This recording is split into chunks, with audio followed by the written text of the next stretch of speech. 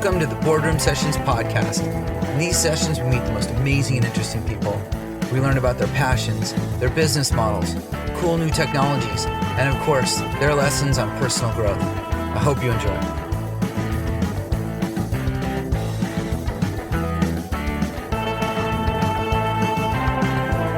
In this Boardroom Sessions podcast, we meet Bill Burke.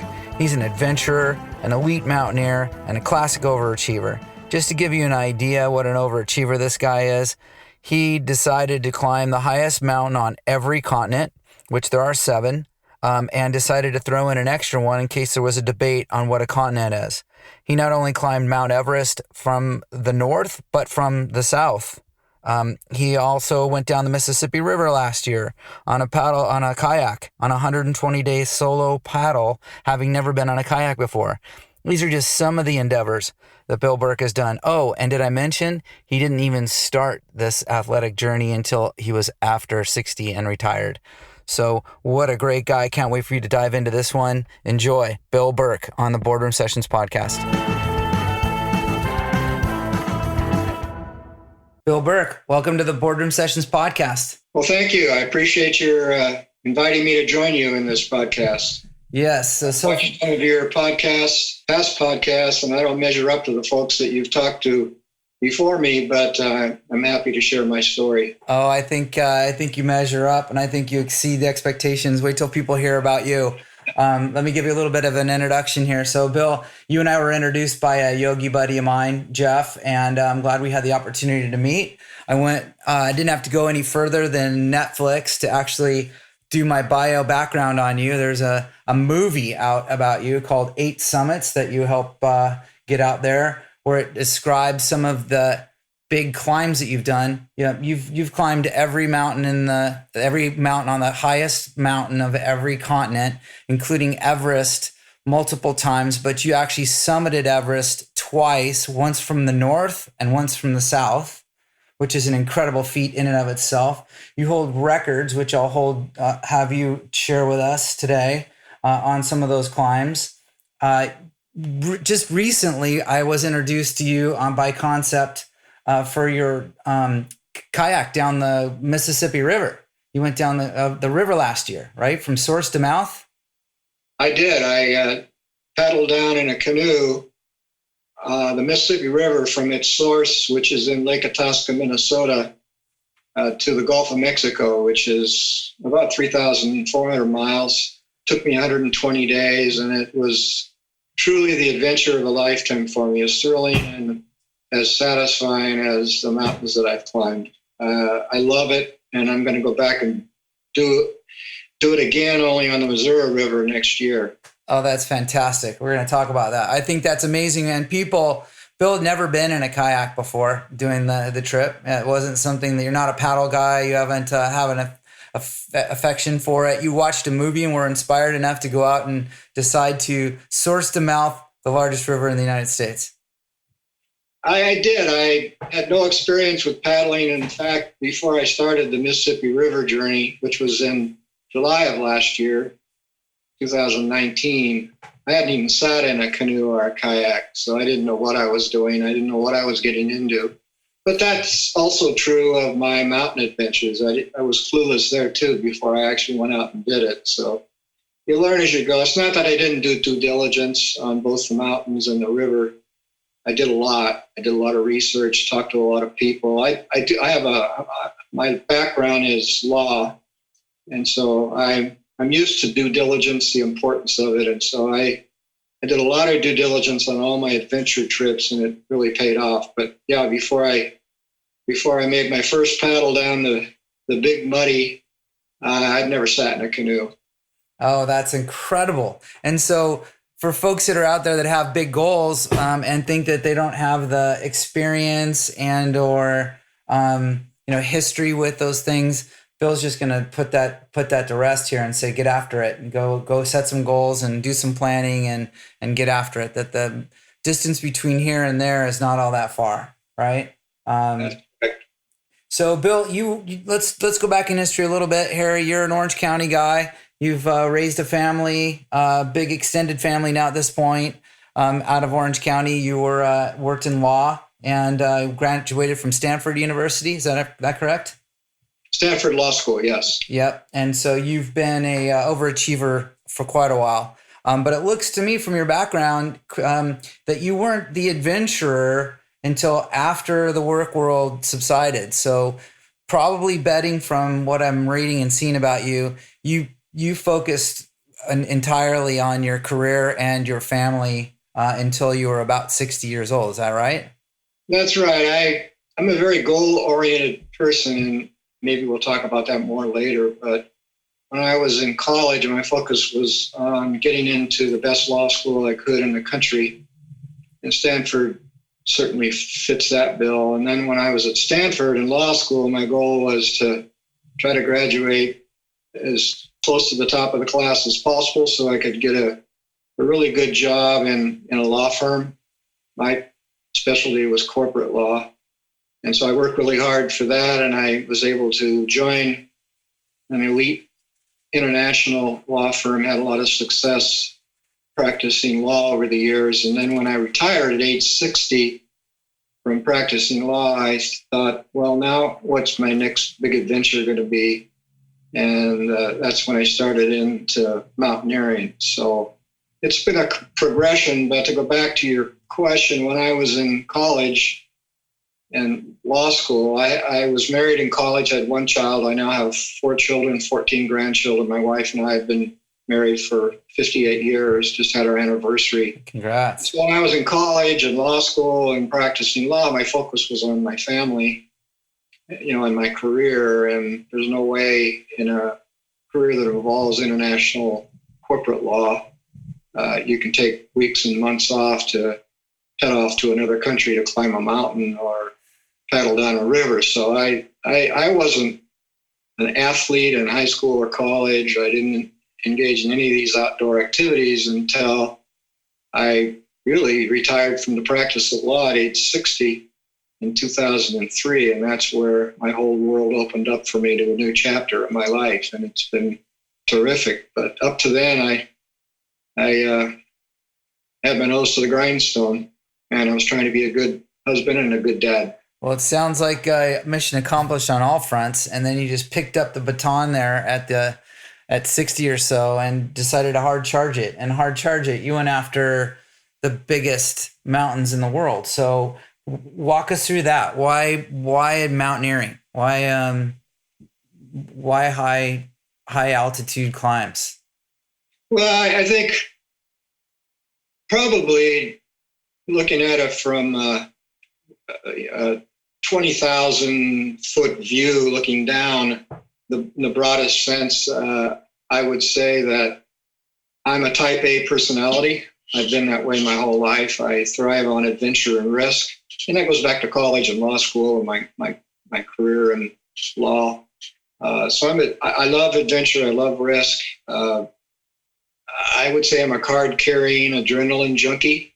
I admit that. And these big adventures give me an opportunity to test myself, to see what I'm capable of, to confirm the fact that I'm alive in the broadest sense of that word, and to really get in touch with my inner self. And it's been terrific. I get a high from this stuff. That's the 30,000 foot view.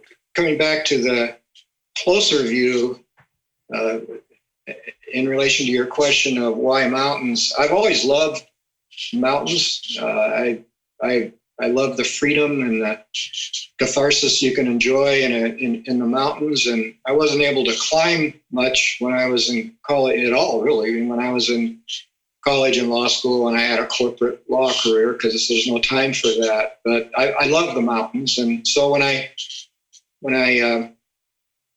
retired from the practice of law in 2003, I decided, all right, what's next? And since I did love the mountains and the sense of adventure and freedom that you get from the mountains, I decided to give that a try. So I took a 1 week climbing course, going back to due diligence, which we talked about earlier. I took a 1 week climbing course just out of Seattle with a guiding company to see if this is something I like and I'm good at. And I did really well at it and enjoyed it. I loved it. And so that got me into the mountains. And from there, it evolved into one big peak after the other. And that's what led me to climb the 7 summits. And so that's a big overview of my personality, really, as to why I do this. And then more particularly, why mountains. It's because I just love the mountains. I still do. And I long to go back. And for folks who haven't seen your journey on the movie as I have, to go climb Mount Everest may take 3 or 4 trips, right? There's weather windows, there's catastrophes that happen up there, there's people that die, there's maybe you went to go ascend and got all the way to the within view and couldn't do it because weather's changing. There's a lot of risk. It took you 3 different times, if I recall, to get one of your. Well, actually, I've climbed Mount Everest 6 times, and I summited twice out of those 6 attempts. My first attempt was from the south approach, which is in Nepal. Mount Everest, as you know, straddles 2 different countries. On its north flank is Tibet, which is occupied now by China. And on the south flank of Mount Everest, it's located in Nepal. And so there's 2 main approaches to the summit of Mount Everest. One starts in Nepal from the south side, and the other is in Tibet from the north side. So I wanted to get it. My goal was to climb Mount Everest from both approaches, which very, very precious few people have done. And so I started from the south approach first. And after 2 attempts, on my second attempt, I reached the summit, which was in 2009 at the age of 67. And at that time, I became the oldest American to reach the summit and return alive. I then moved over to the north approach in the ensuing years, and it took me 4 attempts to get up to the top, to top out on Mount Everest from the north side. And that's because the north side is much more challenging and difficult for a lot of reasons I'd go into if you want me to, but it's a tougher climb. So on my 4th attempt, I reached the summit from the north approach, and that was in 2014 at the age of 72. And when I did that, I broke my own record as the oldest American and then became the oldest person to climb Mount Everest living outside of Asia.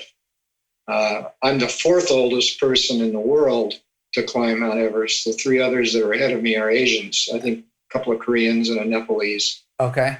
But in 2014, after my 4th attempt, I reached the top and became the oldest person outside of Asia. So I've climbed it 6 times. The 4 times I turned around for a variety of reasons. All 4 times I was within 1,000 foot of the within summit. 1,000 feet of the summit. Yeah, I was about, the summit's 29,035 feet, and I was within 1,000 feet on the southeast ridge on the south side and the northeast ridge on the north side. And I had to turn around for a variety of reasons. On 2 occasions, I had to turn around because I was just flat out of gas. I knew I could make the summit, no problem, but I wasn't sure I could make it down because I was pretty well knockered out of gas, and it wasn't safe to continue. On the 3rd of the 4 times I didn't summit, it was because some Sherpa that was with me had not calculated the appropriate amount of oxygen the Sherpas would need to continue, and so since the Sherpas didn't have enough oxygen to continue, we had to turn around. And so that's the reason I didn't summit that time. And the 4th reason I turned around was because of weather. We were in a horrendous superstorm up near the summit at the famous place called the Second Step, just 500 feet from the summit, and it was just not safe to continue. I would have made it to the top, but I probably wouldn't have made it down alive. So 6 times, twice I summited, and 4 times I had to turn around. And you don't get a discount. You don't get a refund. You have to travel. You have to get your gear there. You have to pay for Sherpas. Those are expensive trips to have to turn around.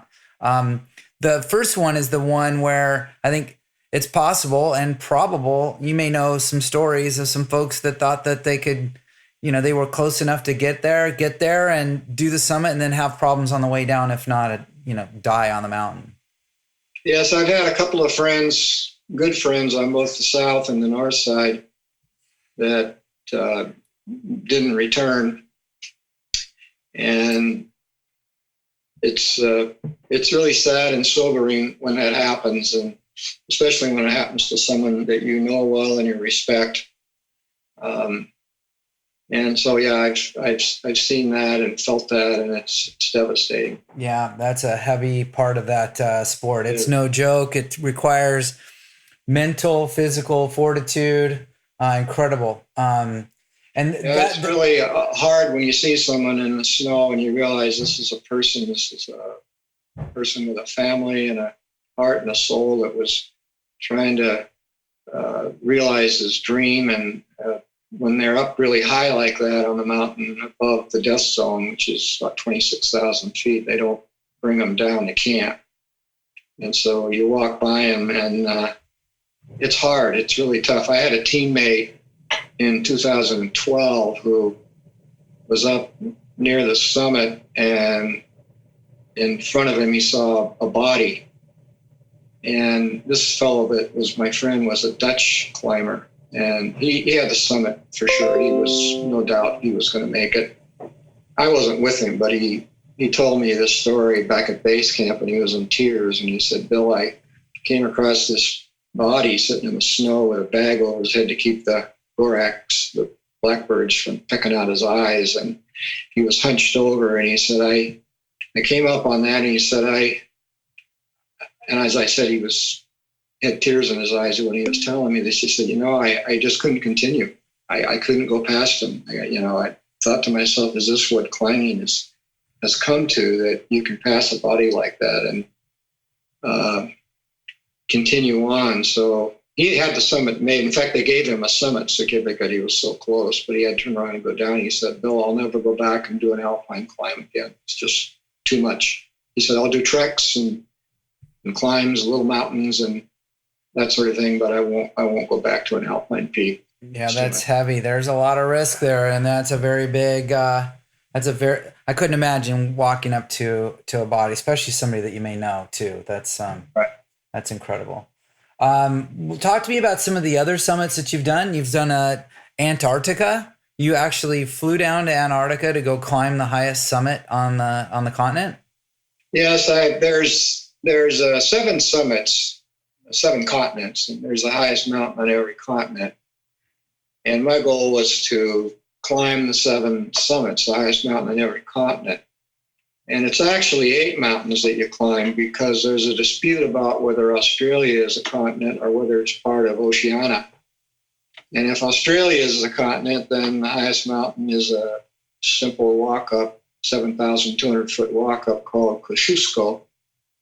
And if Australia is not a continent, but it's part of Oceania, the highest mountain is a really technical, difficult, hard rock climb up a mountain called the Karstens Pyramid, which is in Papua New Guinea. So I did them both just to be sure I had my bases covered. So I've actually climbed 8 summits on 7 continents, and that's why my website is called 8summits.com. But I did climb every one of them in each continent.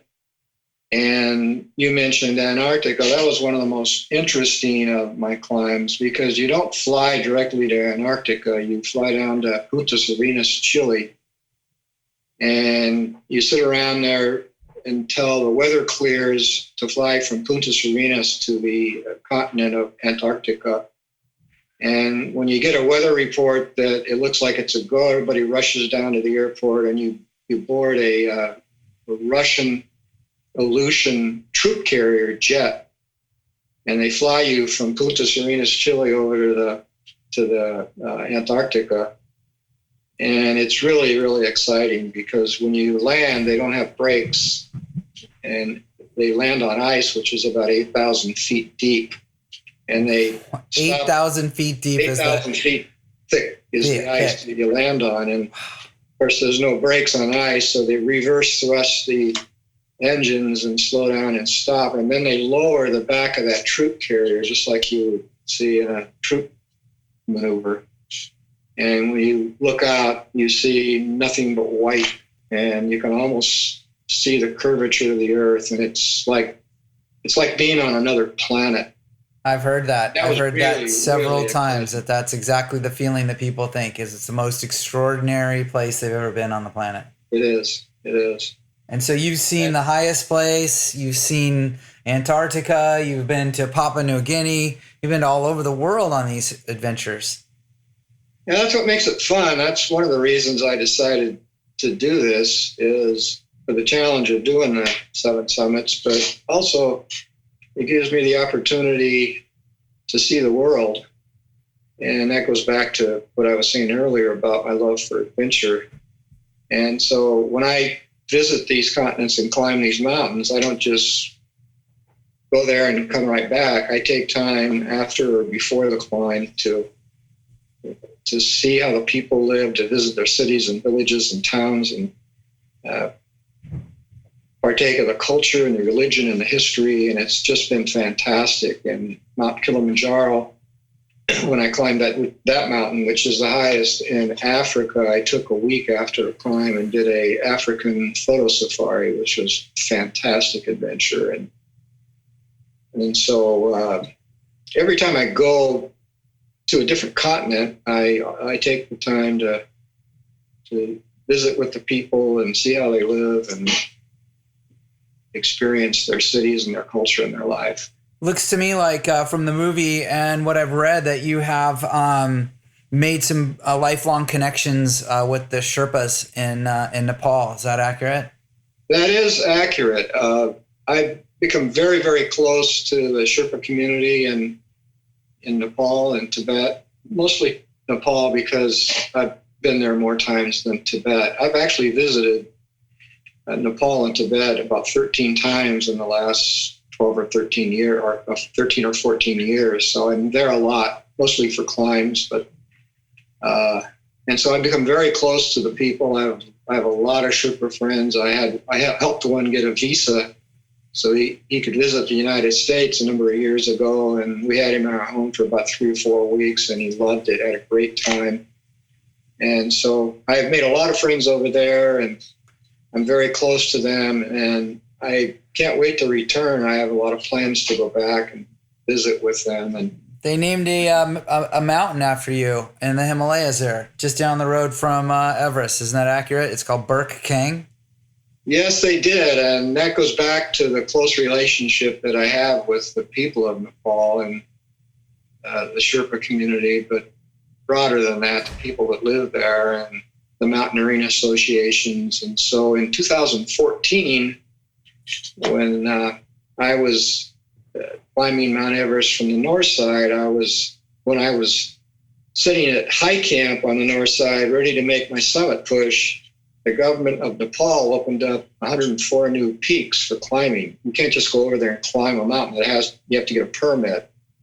And so they opened up 104 new peaks for permitting. And when they do that, they name these mountains. They give them mostly Sherpa names, Nepalese names. But on this occasion, they named one after me, and it's called Burke. Kong means mountain in Nepalese. Burke. It's about 9 miles as the crow flies from Mount Everest. You can see Mount Everest when you're on Burke.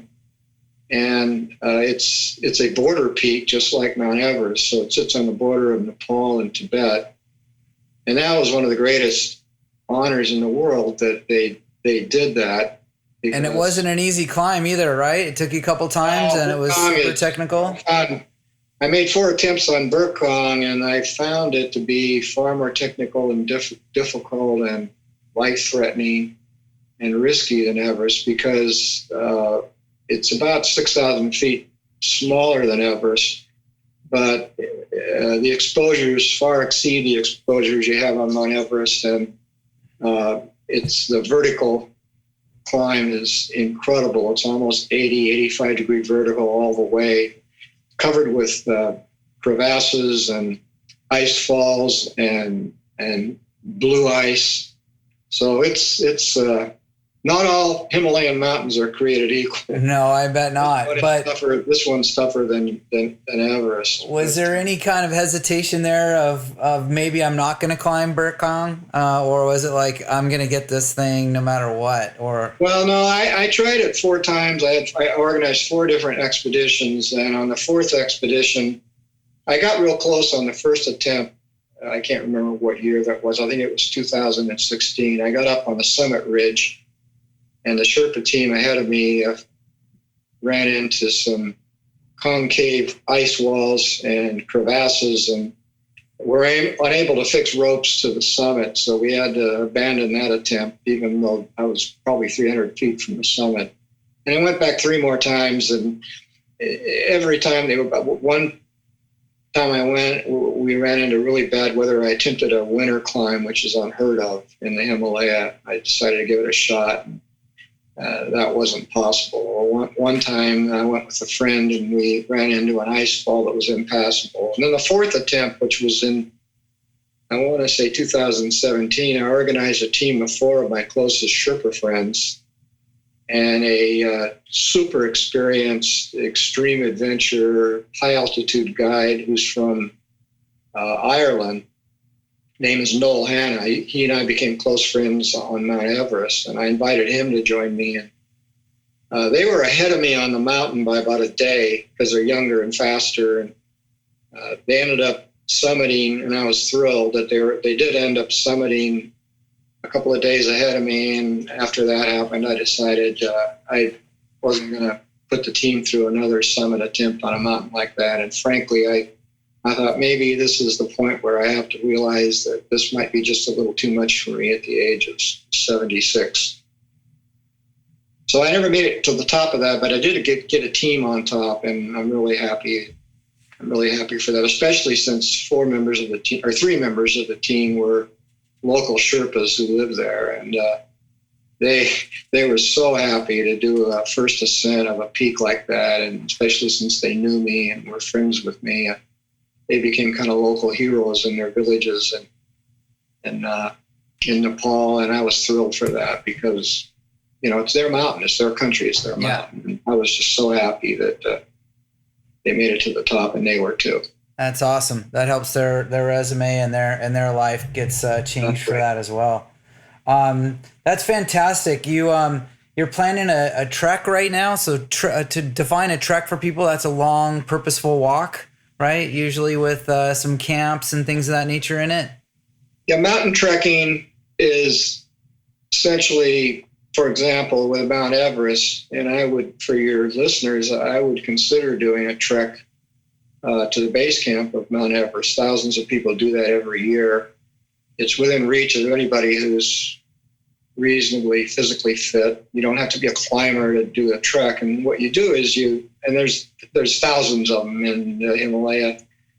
But the one I'm most familiar with is the trek up to base camp to Mount Everest. And you fly into a little airport in the mountains called Lukla on a twin engine jet.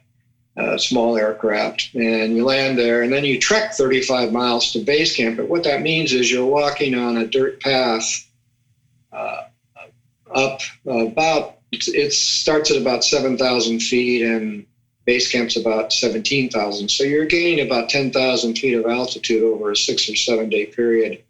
And you're just walking on a trail, and you're stopping in villages and sleeping in tea houses, or you can camp if you want, but most people will sleep in a tea house and eat off a menu and spend time visiting monasteries and visiting with the people, learning how they live. And it's a fun thing to do. It's not that expensive. You want to do it with someone who knows the route, of course. And you want to hire a Sherpa to help carry your gear. But that's something I would recommend all of your viewers to consider. It's a once-in-a-lifetime experience. And I highly recommend it. And there's, like I said, thousands of those all over Nepal and Tibet. And you're planning one right now where you're going to go Camino de Santiago in Spain. Is that accurate? Yes. My next adventure is I want to walk. It's called a pilgrimage. It's a very religious experience. I'm a deeply religious person. I'm a Christian. And there's about 7 or 8 different routes on the Camino de Santiago. And the one that's most popular is called the Camino Francis, which starts in France, and you trek about 600 miles across northern Spain to the Cathedral of St. Paul, which is the terminus of the trek. It's a very sacred cathedral. And like I said, it's about 600 mile trek across northern Spain. And it takes about 35 days.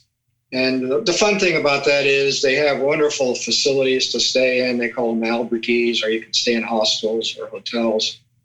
But you're right with the people and their culture and their history, and the facilities are wonderful. The food is great. The wine, everything about it is a great adventure. But it's very spiritual for most people, and that's what it's going to be for me. And I have that planned for late fall this year.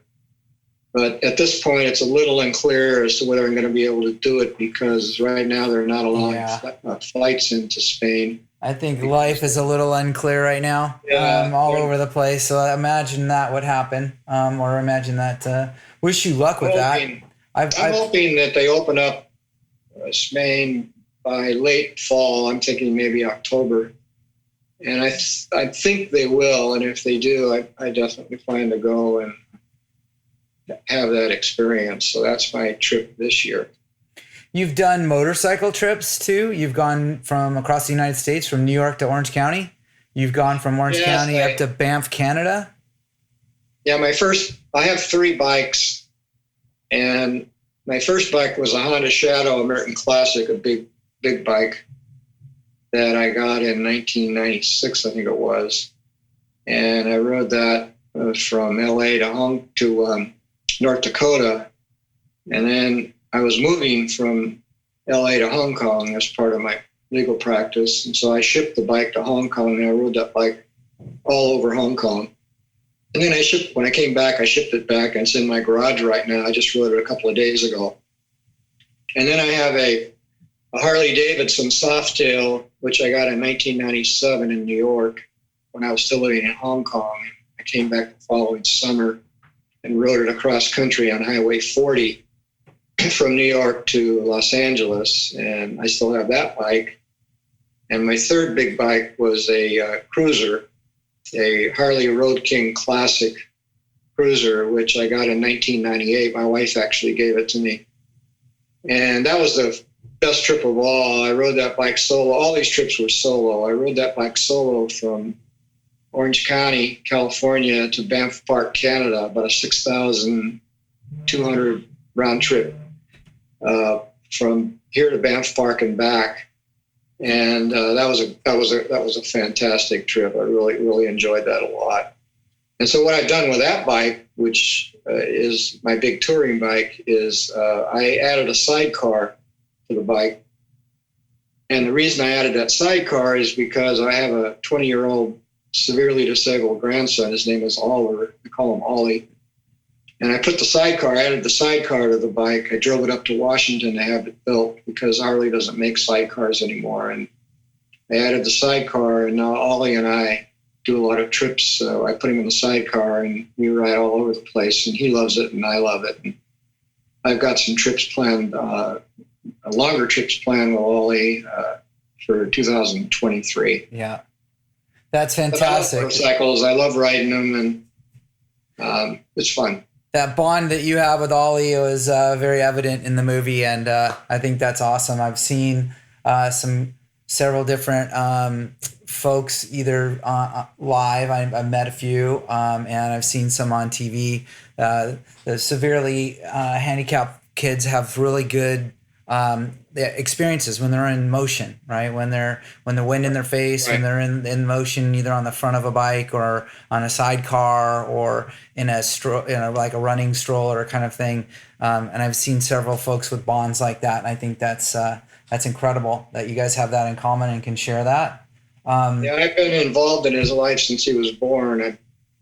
I promised my daughter Amy and her husband Simon that I would do everything possible to give him a full and a happy and a complete life. And that's been my goal. And over the last 20 years, I've been very close to him, very involved in his life, helping him get the services he needs and helping him to live a life without limits as much as possible. And he loves it and I love it. We have probably the closest bond any two human beings can have. He recognizes me and loves it when I come over. And 3 summers ago, I had this fabulous trip planned with Ollie.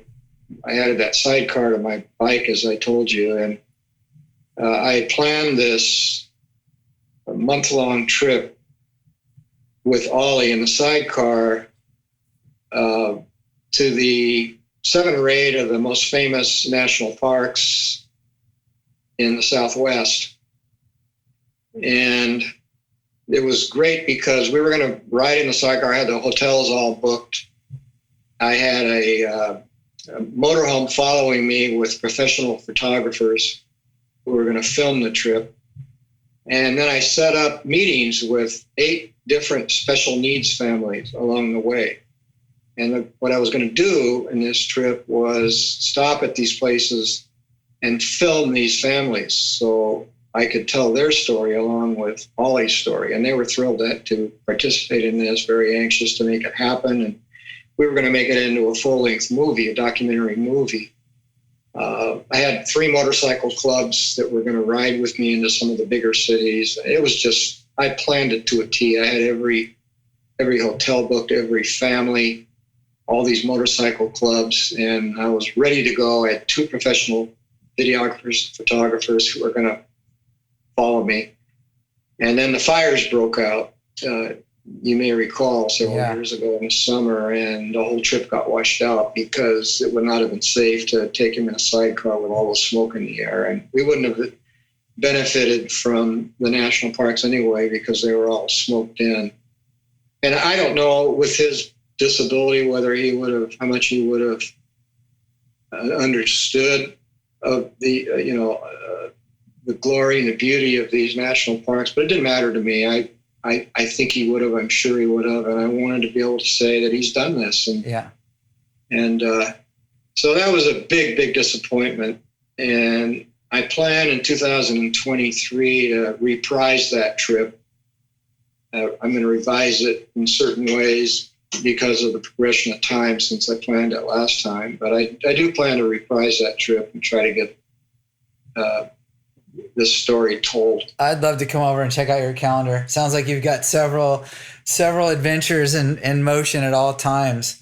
One of those past adventures from last year is the whole reason for making this introduction. I was in the yoga studio with a buddy, and we were talking to him. I'm an avid paddler. I do a lot of paddleboard adventures, and he told me about a guy who just went down the Mississippi River, and I said, "No way! That's a really long river. There's a lot of gates and dams and things you have to deal with on that river. That's not an easy trek." And he goes, "No." And the guy's an older gentleman. He's just crushed it. He did spent 80 plus days, and I think the actual was 120 days when I did the research. But tell me about that, because I'm a paddler, and I hang out with other people that paddle pretty regularly, and that's no joke. That's a physical exercise. People think, oh, I'm going down a river and there's current, but that's not always the case. There's wind, there's current, there's big ships, there's portages, there's places where you have to take your kayak and move it around obstacles. You have to move it around towns. Tell me about the logistical planning and why you decided to undertake that. That's a big event. It is. It requires a lot of thinking and a lot of planning in advance, starting with, which river do you want to do? What route do you want to take? What kind of canoe or kayak are you going to need? What equipment do you need along the way? How are you going to eat? Where are you going to sleep? How do you handle the variety of conditions that arise on a river like that? And so it does require a lot of planning. I don't go into these trips in a cavalier way.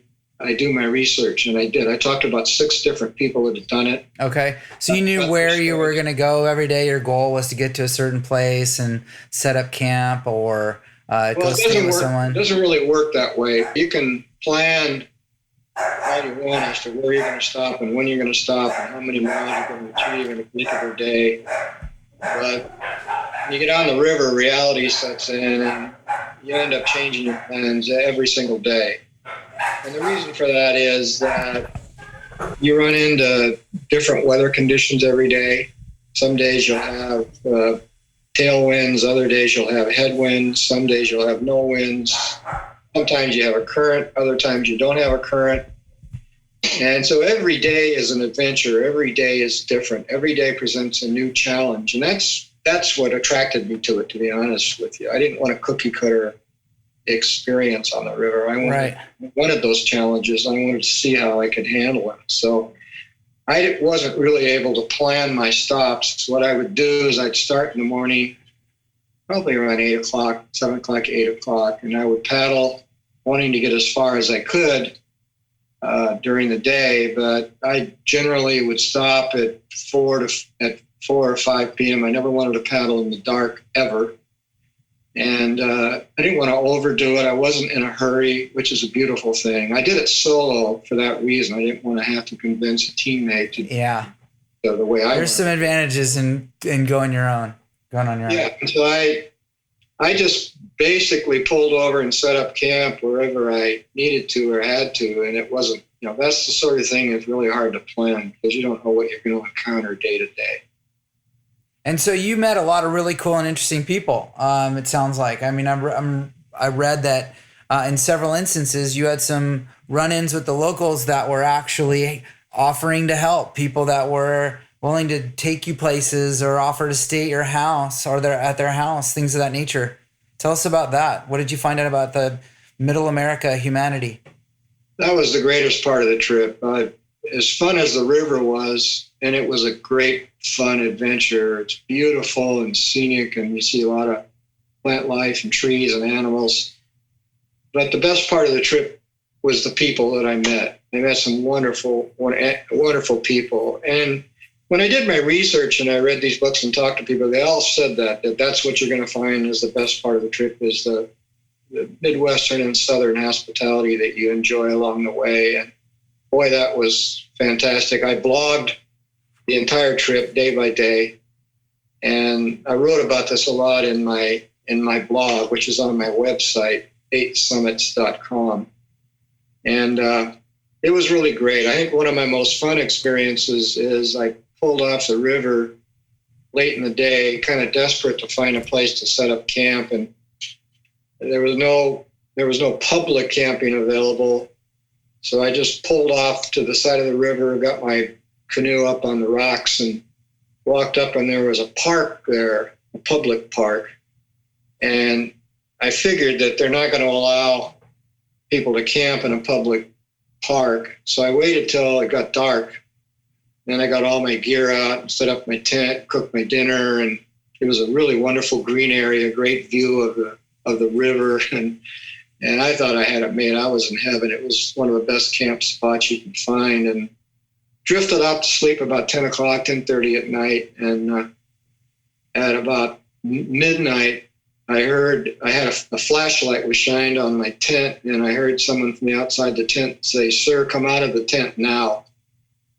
And I crawled out of the tent, trying to rub the sleep out of my eyes. And I couldn't see anything because he had a flashlight pointed right in my face. And it was a policeman. And his squad car was behind him in the park with the lights on. And he said, "Sir, I have to tell you, you are not allowed. There's a municipal ordinance that prohibits camping in public parks. You're going to have to leave." And I said, "Officer, you got to be kidding. It's not safe to get on the Mississippi River at dark. That's suicide." And he said, "I'm just telling you, the law is you have to leave. And I'm telling you, you have to leave." And I said, "Okay, I'll pack up." And he said, "But I'll tell you one more thing." He said, "I didn't come here to approach you. I just sort of ran across you on my way to another call. And I have to get to that other call. So I'm going to leave now. And I won't be coming back to check on you." Oh, very nice. hint. This is the exact words. Yeah. And so I crawled back on my tent and I had a wonderful night's sleep. But there's river angels on the Mississippi River. These are people that take you into their homes and let you sleep in a bed, take a shower, wash your filthy clothes, rest, resupply in their cities. And they would drive me around their cities to show me their villages and towns and cities. There's nothing they wouldn't do for you. And I ran into them time after time. I had so many I couldn't even count. And it's a wonderful, wonderful experience. And then there's another story which I like to tell. It gives you a sense of the trust and the wonderful nature of the Midwestern Southern folks. I pulled off the river when I saw a brick store that I thought I could go into and resupply. So I pulled off, docked my canoe, and I walked up to this store and picked up some things that I really needed to continue on my canoe trip. And the shopkeeper came out and I pulled out my credit card and I said, here's my credit card. And she said, "Oh, I'm sorry, sir, but we don't accept credit cards, only cash." And I said, "Well, ma'am, I don't have any spare cash on hand, just the credit card." She says, "Tell you what, don't worry about it. You get what you need. I'll give you my address. And when you get home, you can send me a check." Now, where is that ever going to happen in an urban center that you could imagine, right? And then I said, "No, ma'am, I just can't do that. I can't do that. I appreciate that so much." And so next thing you know, she sent her mom out to drive me to an ATM to get cash and pay for my supplies. And it was things like that happened, day after day after day. People would give me the keys to their car in their cities and say, "Explore our city. Here's the keys to my truck." I had that happen a number of times. Wow. There's real people out there. That's the story. Get out, adventure, meet people in Nepal or in Middle America. There's some good people out there. That's fantastic. Absolutely. One of the treks you're looking at doing right now is a river trek down the Missouri. So it would be the opposite direction of Lewis and Clark's expedition, right? They started in St. Louis and then went all the way up toward to Oregon at the end. But you want to go from the source of the Missouri River to where it meets the Mississippi in St. St. Yes, I'm going to do the Lewis and Clark trip in reverse. So Lewis and Clark, as you say, left from St. Louis, just north of St. Louis, and they, believe it or not, with these heavy boats that they had, and they paddled upstream the Missouri River, upstream with all the gear and supplies they needed for a long trip like that. And paddled up the Missouri River to its source in Montana. And then from Montana, they crossed the Rockies and ended up, as you say, in Oregon and made it to the Pacific coast. Where the wet, damp, cold coast almost killed them, right? That's right. There's a great book called Undaunted Courage, which I would recommend your listeners read. I've read it, and it's a fabulous recounting of the Lewis and Clark expedition and what they accomplished and what they went through. So my trip's going to be a lot easier than that because I'm going to be paddling downstream from Montana back down to just north of St. Louis on the Mississippi River. Now, whether I continue from there on down to the Gulf, as I did last year on the Mississippi, I'm not sure, but I definitely plan to go from the source of the Missouri down to its confluence with the Mississippi River. It's going to be a long trip. It's going to be a tougher trip than the Mississippi River journey because I think you run into a lot more rough water and rapids, and it's also much less populated than the Mississippi. So I'll have a lot more time on the Missouri where I won't be able to pull into cities and resupply or check into a hotel or a motel or eat off a menu because there's going to be very, very long stretches where you don't see anybody. And I'm attracted to that because I think that's going to be fun. But it's going to be a different trip, and I'm guessing a more difficult trip than the Mississippi. But I would imagine from what I've seen on the maps, that's a little bit more wilderness for sure than the suburbia or at least light industrial areas that you're running down the Mississippi. Yeah.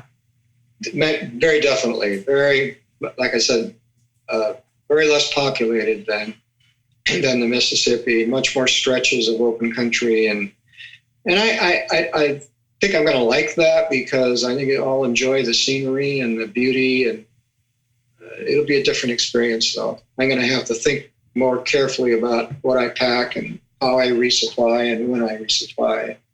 That, you know, that's where river. That's a lot of the work there is in that planning. And I, for one, as a guy who has done a couple of very minor things in retrospect to this, put a lot of effort and thought into the planning. And I would think if I were going to do one of those river treks, for example, down the Mississippi, I would have to pre-plan where I'm going to stay so that I didn't have some event where I didn't know whether I could put up a tent or not.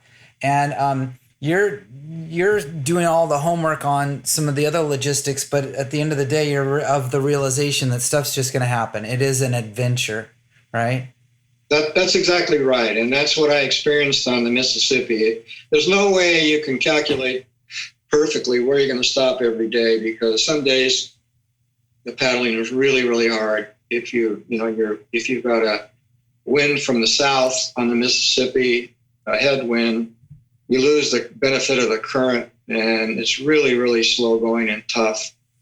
And then weather plays a big factor. I ran into a lot of really bad weather on the Mississippi, storms and lightning and thunder. And when that happens, you got to get off the river and take shelter. And there were times where I had to pull off the river and spend more than a day sheltering from the weather. So it's really hard to pinpoint plan.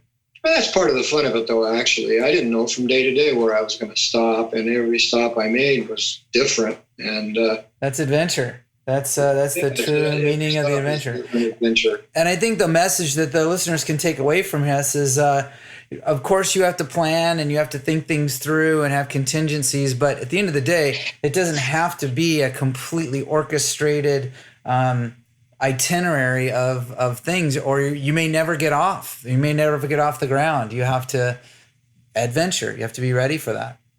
That's right. And to give you an example of that, it typically takes a paddler or a kayaker about 80 to 90 days to paddle down the Mississippi from its source to the Gulf of Mexico. That's average, 80 to 90 days. It took me 120. Why did it take me 120? The reason it took me 120 was I was not in a hurry. If I found a village or a town or a city that I really loved and was interested in, I'd stay there a couple of days and explore and learn about the culture and the history. And I spent 4 or 5 days in Natchez, which was fantastic. A lot of Civil War history there. I spent 6 days in Memphis, where members of my family came to visit me, and we saw all the sites in Memphis, Beale Street and the Elvis Museum and the Sun City Studio Record location. And so you broke it up with some events and some sightseeing and visiting friends. Right. That's fantastic. Yeah, and then I spent in New Orleans, and a couple of other members of my family joined me there. And we spent a week there. I spent 4 days visiting the World War II Museum. I'm a World War II buff. And I spent 4 days there, half days, visiting that museum. So I was in New Orleans for a week or so. And like I said, I'd stop in villages and cities and meet people, and they'd invite me to stay and have dinner with them and barbecues. And so it was fun because I just took my time, wasn't on any schedule, and that's why it took me 120 days. That's awesome. Tell me about your goal setting and your goal-oriented attitude here. It leads me to the question of, what do you do to stay fit, Bill? I mean, it's no joke to get in a kayak and kayak for 4 months. It's no joke to fly to Nepal and hike 30 or trek, if you will, 30 plus miles to base camp, and then get ready for an at a whim trek up the mountain to the, 29,300 plus feet. to Everest. Those are monumental physical feats of stamina, mental endurance, mental fortitude. But there's a physical element to it as well. And how do you train for that? What do you do on the daily now to keep fit? You're pushing 80. Well, I'm glad you asked that question. I'm asked that question a lot, and I like to go into that in some depth. I work out pretty much year round. I'll take some time off after big adventures like Mount Everest. I'll usually take a couple of months off when I get back. My last trip, the Mississippi River adventure, I took more than a couple of months off, and I paid the price and gained a little bit of weight. But I'm typically working out year round, except for a couple of months, like I said, when I get back from a big trip. And I have a routine that I follow. I have a membership at a fitness center and here where I live in Costa Mesa, and I'm there about 5 days a week for about a 2-hour workout. And it's nothing scientific about it. Nobody taught me this workout. I do things that work for me. So I run on the treadmill. I get on the elliptical. I do the stair step and the bicycle, stationary bicycle. I participate in some spin classes at this facility, and then I'll do some upper and lower body weight exercises. And I do that about 5 days a week for about 2 hours a day. And that's in the routine. I divided up different things, every day. And then on Sundays, I take my grandson, Oliver, on bicycle trips. So I bought a trailer, I hook it to my bike, and we bicycle all over Orange County, up and down the coast and up into the mountains. And we do that every Sunday for 40 to 50 miles. And I pull him in a trailer. He's 100 pounds now, or a little more than 100. So that's a workout. That's a good bike ride with the tow. Yeah. Yeah, and he loves it, and I love it. And so that's my physical regimen. But I always like to tell people that the physical part of it on these adventures is not nearly as important as the mental participation or the mental preparation that's required to do a big trip, whether it's a river trip or a mountain trip or whatever it may be. You've got to be mentally committed to success, and you've got to be prepared to mentally deal with failure and to mentally overcome challenges, to mentally overcome the desire to quit and try another year. And so the mental preparation and the mental commitment are as important or more important than the physical preparation, because there's so many opportunities on these trips to quit and say, I'll come back another time and do it next year. And so I would say mental is really key. There's 5 things that I always talk about that are important to success in accomplishing goals and objectives, whatever they may be. The first is physical preparation. You got to be in great physical shape to do a mountain or paddle a river for sure. There's mental preparation. There's spiritual. That's important to me. The third prong of success is spiritual preparation. And that means trusting in yourself, trusting in the Lord, in my case, and trusting in others, respecting the local culture of the people that live in the countries you visit, which give you the privilege of climbing their mountains or seeing their sights. So it's a spiritual element to success. It's really, really critical and important to me. Technique is the fourth. You got to have the right technique, whether it's paddling or climbing, and I could spend an hour on that, but there's ways to increase your efficiency and your strength in climbing that are important to keep in mind. Rest stepping, pressure breathing, hydrating, eating properly, sleeping properly. So technique is really important. And that's what you learn from your due diligence and your research before you leave on the trip, and you learn as you go. And then the fifth element to success, and especially in mountain climbing, is good genes. And what I mean by that is that it's nice to have genes that are accommodating to physical stress and mental stress. And give you an example, I've run into so many people on these big mountains that I've climbed that get headaches. They lose their appetite. They can't sleep. They're nauseous. And a lot of them summit. A lot of them make it to the top, but they talk about the torture that they went through to get there with altitude sickness. And thank God I don't experience any of that. I don't get sick. I don't lose my appetite. I sleep as good in a tent as I do at home. I don't get nauseous. My biggest obstacle is my age, which means I have to climb slower. I'm the last one to get into the camps, which is fine with me because I use the opportunity to enjoy the sights and scenes and shoot a lot of video, take a lot of photos. But I think good genes have helped me, particularly given my age. It doesn't mean if you don't have climbing genes, so to speak, you can't do it. You certainly can, but it helps, at least certainly with me and my age and that handicap that I have, that I don't get sick. So I think it's those 5 things that are really important. Those are very solid pieces of advice. I'm going to put them in the show notes here, but I want to touch base on something you said right off the bat at the very beginning before you outlaid the 5 things.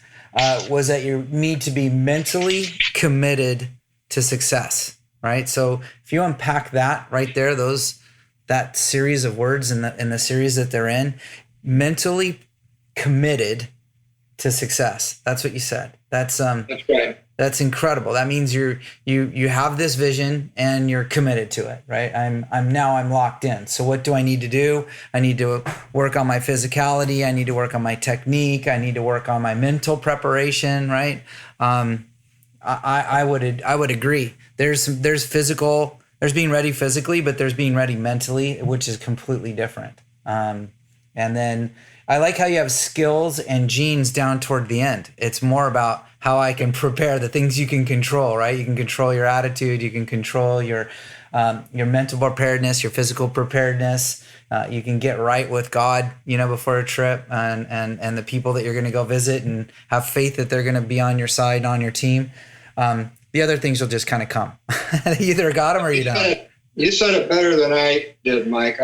That captures it perfectly. That's how I feel. And like I said, every one of those things is important. And like you said, genes you can't control, but that is important to me because of my age. I think if I was susceptible to altitude sickness, not sure I would have made it. But fortunately, because I don't get sick at altitude and I do well, I can deal with the physical aspects of it really right. Well. I think it's amazing what you've accomplished. I mean, amazing is an understatement. But the way in which I'm taking this, the things I'm taking away from this, and the biggest things I'm taking away from this conversation here is that you can do it, that somebody can just go after something they want to do. You did it late in life. You did it after a career. You did it without a whole lifelong build up to do this. You just decided, hey, I'm going to go do some big things, and you get after them. You got the impetus to do the Mississippi River trip by watching a movie, right? Watching a multi-series documentary, and you got inspired. It was a documentary that was on either the History Channel or the Discovery Channel, and I just happened across it. I thought, I'm going to watch this. It was a 6-part series on the Mississippi River from the beginning to the end, from the source to the Gulf. And it didn't take me long in the first series as I was watching it to think to myself, I want to do that. Yeah. How fabulous would it be? Can you canoe down that river? Is that possible? I didn't know if it was or it wasn't. But I thought, how neat would that be? And so then I did my research and I saw that a number of people have done it. And I was hooked. Yep. And that's all it takes. That's what I want to leave this conversation with folks is, hey, how many times have you done that? How many times have you said, hey, it would be really cool to go do that? And then come up with the 50 reasons why it may not be a great idea. right? Or maybe it may be insurmountable for me to do that, or only if I had started this journey earlier. You throw all that to the wind here. You make everything sound possible and very exciting. And so, Bill Burke, I'm glad we had a chance to meet here. I wish you luck on all of your adventures, your trek across France and Spain, your reversed Lewis and Clark expedition on the Missouri, and many other things that you have coming up here in the future. If I could just say one more thing, Mike, and I don't know if you can slot it in, but I Of course. Going back to what you were just saying about setting goals and objectives and doing whatever you can to accomplish them and how you make that happen. I give dozens of talks every year. The talks I enjoy the most, the ones that are most meaningful to me, are the programs I give for the young people, no matter what their age may be, because they're the most impressionable and that are a stage in their life where good advice maybe could help them for a lifetime. So I love those programs. And what I try to do in those programs is to get these kids to think outside the box, to get them to set big goals and objectives for themselves. It's not about mountain climbing or river paddling or trekking. It's about setting big goals for their life. Dream big. Try to set some objectives and goals that you would love to accomplish in your life. And then I try to give them steps through my programs to make that happen. And that goes back to what we were talking about: physical, mental, spiritual.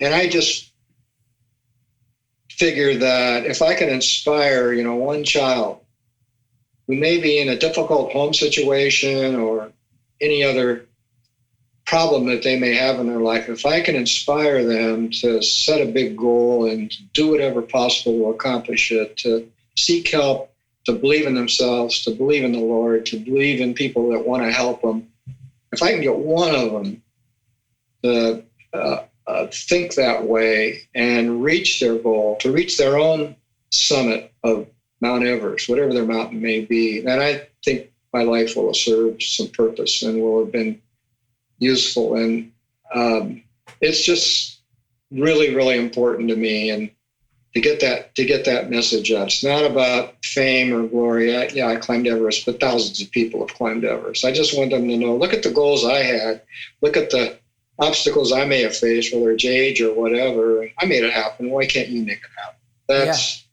That's the message. That the message is you can do it, right? Have a goal, have a big dream, and make it happen. And I'm telling you, as a guy who tries to hard charge it in a lot of areas of my life, the epiphany I'm having here is I don't have to have every step thought through all the way through. It doesn't happen that way anyway. It kind of, things change and morph, and you have to be ready to adapt and embrace the adventure, if you will, right? You can be prepared and physically prepared and do your homework, but you have to leave room for that adventure to happen. It's gonna go that direction anyway, whether I like it or not. Bill, I very much appreciate the time you've shared with us today. I think you are changing people's lives, and there'll be a few folks that'll listen to this that are going to want to find you at 8summits.com. Check out your movie 8 Summits on Netflix and see more about your adventures, and keep posted on your treks as you keep us updated with your vlogs and blogs. Thank you, Mike. The website is 8summits.com. You have to spell out the 8. You can't just put the number 8, EIGHT Summits, one word.com. And on that website, I have a lot of information that people may enjoy. I have information about me, about Ollie, my grandson, my family. I have a gallery that has photos and movies of all my adventures, motorcycle, river, mountains. If folks are interested in knowing what Everest looks like up close and personal, they can go to the gallery. I have some short articles that I've written, and one of them, your viewers or your listeners may particularly enjoy. One of my articles is called Lessons Learned from the Mountains. And these are lessons of life that I've learned from the mountains. So they can watch that or read that if they're interested. There's a lot of content on the website that I'm proud of, and not to make a big deal out of myself and what I've done, but just things that they may enjoy seeing what a big mountain looks like. They may enjoy watching my river trip or reading some of the articles that I've written. So I would point to that. I also have a blog. So all my adventures, I blog pretty much every day. And if your viewers or listeners can register their email on my blog, then they get an email alert when I posted something. They don't have to keep checking it. Oh, that's great. That's a nice touch. And the movie, the documentary you mentioned is, I don't know that it's on Netflix. Maybe it is, but it's definitely on Amazon. Amazon. There you go. One or the other. Yeah. It's called 8 Summits, the Bill Burke story. Right. And I was really proud of the fact that last year it took first place in an International Mountain Film Festival for extraordinary lifelong sports performance. So I was really happy about that. But I think it's streaming on Amazon, not Netflix. Amazon. That's right. Good catch there. That's true. I have both, so I lose track of where I'm watching things. But you're a humble servant, and I appreciate what you do, Bill. You come off all the way through the same guy every time I've heard or read or seen, now met. It's incredible. What a story, and I hope our paths cross again. We're here in the same geography. I think we're only a couple miles away from each other, and I appreciate it. Glad you're well, and thank you for the time. Thank you, Mike. I appreciate it, too, and I hope we do meet again. Hey, Mike here. Hope you liked this boardroom session. Please check back to our future sessions as we're recording a new one every month. If you want to reach out, look for me on LinkedIn or send me a note at mike@sidepath.com. That's Mike at sidepath.com.